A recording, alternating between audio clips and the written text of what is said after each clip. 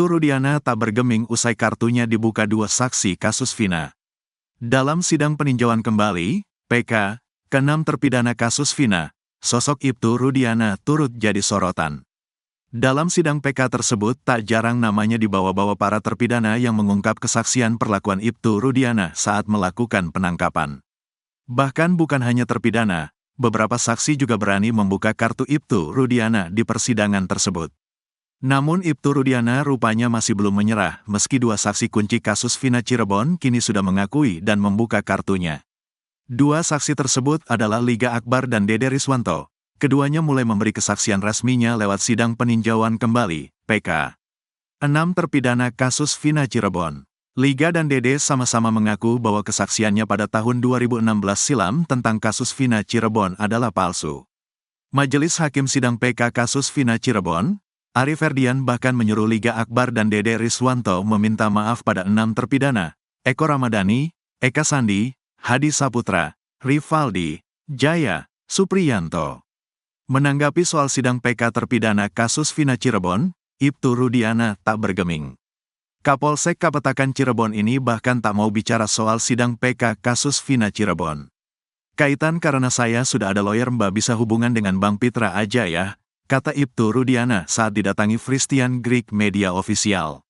Ibtu Rudiana tak mau bicara banyak mengenai perlawanan para terpidana yang sudah menjalani hukuman selama 8 tahun penjara ini.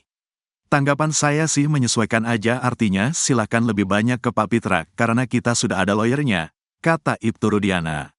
Sidang PK terpidana kasus Vina Cirebon memasuki agenda mendengar saksi. Dua saksi yang menjadi sorotan yakni Liga Akbar Cahyana dan Dede Riswanto. Mengingatkan kembali bahwa Liga Akbar menggaku bersama Eki dan Vina saat kejadian di Jalan Perjuangan pada Sabtu tanggal 27 Agustus tahun 2016. Dalam kesaksiannya dulu, Liga mengaku dikejar pelaku lalu kabur dan berpisah dengan Eki dan Vina. Kini Liga Akbar mengaku bahwa sebenarnya ia berada di warung SMA 4 Cirebon, Warpat. Pun dengan Dede Riswanto, teman AF.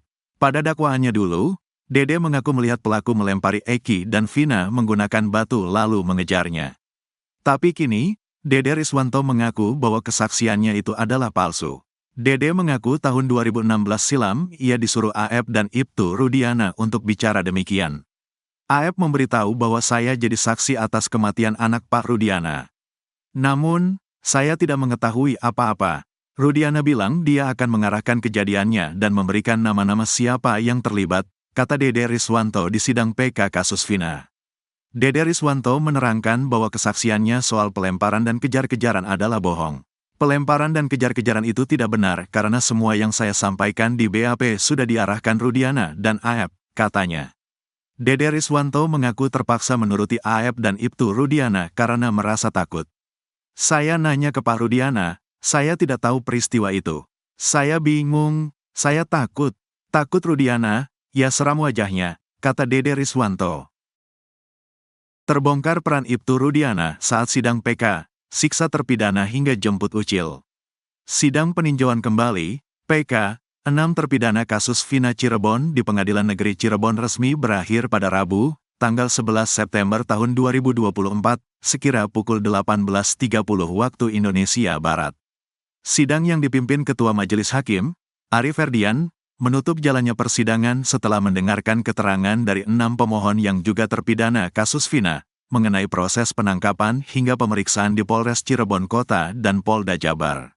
Sidang akan dilanjutkan pada Kamis, tanggal 12 September tahun 2024, dengan agenda menghadirkan saksi-saksi dari pihak pemohon.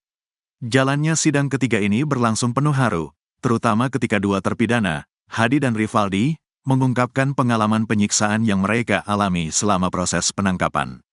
Ruang sidang sempat mendadak hening, hanya terdengar suara tangisan dari tim kuasa hukum, anggota keluarga dan masyarakat yang turut menyaksikan. Setelah majelis hakim mengetuk palu tanda sidang selesai, para terpidana langsung dibawa menuju ruang tahanan sementara dan kemudian dipindahkan ke mobil Transpas yang sudah menunggu di halaman PN Cirebon. Agenda untuk mendengarkan kesaksian 4 saksi lainnya, yakni Teguh Wijaya, Okta Rangga Pratama, Pramudia, dan Ahmad Saifuddin, ditunda hingga besok. Dalam wawancara selepas sidang, salah satu anggota tim kuasa hukum terpidana, Jutek Bongso menjelaskan beberapa poin penting yang terungkap dalam persidangan tersebut. Ya, bahwa kami baru selesai sidang hari ketiga dengan agenda pemeriksaan 6 saksi yang sekaligus pemohon yang juga terpidana. Kami mendapatkan banyak hal dari keterangan 6 terpidana ini.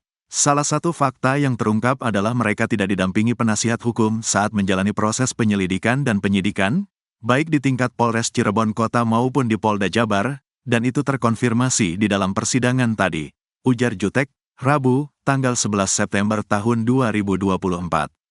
Jutek juga menyoroti penganiayaan dan dugaan penyiksaan yang dialami oleh para terpidana. Penganiayaan itu juga terkonfirmasi, betul terjadi saat penangkapan oleh unit narkoba, dan mereka semua mengaku salah satu pelaku penganiayaan adalah Bapak Rudiana. Fotonya sudah dilampirkan, ucapnya. Selain itu, Jutek menambahkan bahwa fakta baru mengenai peran Rudiana juga terungkap dalam persidangan. Ternyata pada tanggal 1 September tahun 2016, Rudiana masih melakukan penyelidikan dan penyidikan sendiri dengan menjemput Rivaldi ke Polsek Utara Barat. Bahkan diduga melakukan penganiayaan mulai dari Polsek hingga ke Polres Cirebon Kota, jelas dia. Jutek juga menegaskan bahwa berbagai fakta yang terungkap di persidangan tidak bisa lagi dibantah. Fakta persidangan sudah membuktikan bahwa ini bukan melibatkan institusi Polri secara keseluruhan, tetapi oknum-oknum tertentu. Ini saatnya institusi Polri menyelesaikan masalah ini, mumpung persidangan masih berjalan, katanya. Sidang PK ini menjadi sorotan publik karena berbagai temuan yang mulai terungkap di hadapan majelis hakim, termasuk dugaan pemalsuan berita acara pemeriksaan, BAP, Rivaldi yang hingga kini tidak pernah ditandatanganinya. Rivaldi sampai hari ini tidak pernah menandatangani BAP dan tanda tangannya dipalsukan. Itu sudah dibuktikan di depan majelis hakim. Apakah itu masih bisa digunakan sebagai dasar hukum untuk menghukum mereka? Ini sungguh ironis, ujarnya.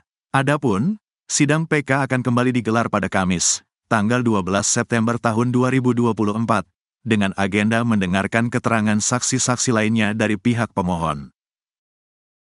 Terpidana kasus Vina wajahnya di staples, sengaja 2 bulan tak dicabut untuk bukti. 2 bulan lamanya, Rivaldi alias Ucil, terpidana kasus Vina Cirebon mendiamkan isi Hektar di wajahnya.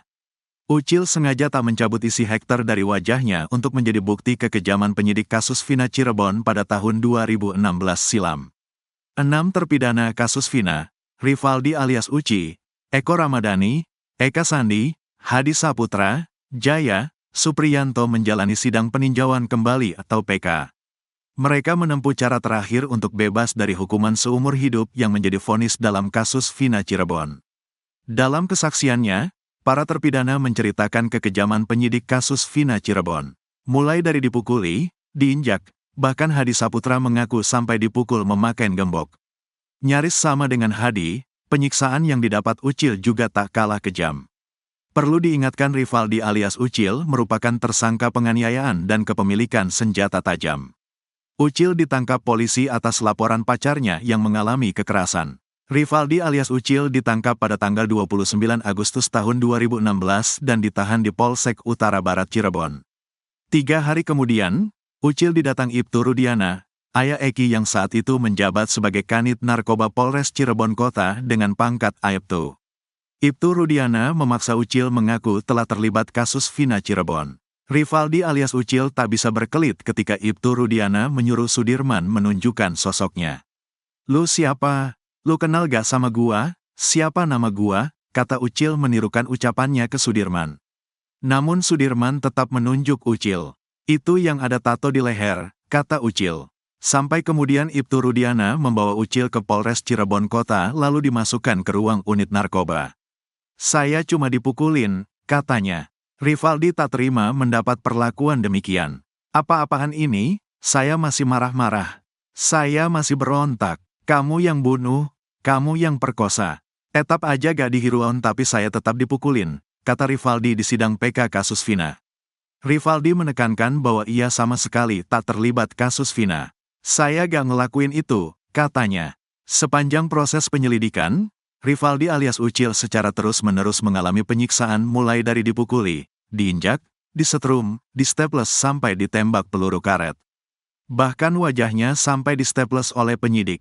"Saya distaples di telinga, mata, alis," katanya. Isi hafter itu baru ia lepas saat sudah dipindah ke Polda Jabar. Dilepasinnya pas di Polda, katanya. Namun Ucil tak melepas semuanya, ia menyisakan 2-3 isian hafter di wajahnya untuk menjadi bukti tentang penyiksaan yang dilakukan penyidik kasus Vina. Saya sisain 2 biji atau 3 biji buat bukti. Sampai bapak saya di situ masih ada staples, katanya. Tak ayal isi staples itu tak ia cabut selama 2 bulan lamanya. 2 bulan, ketemu Ibu Sulis. Wajah udah agak mendingan, katanya.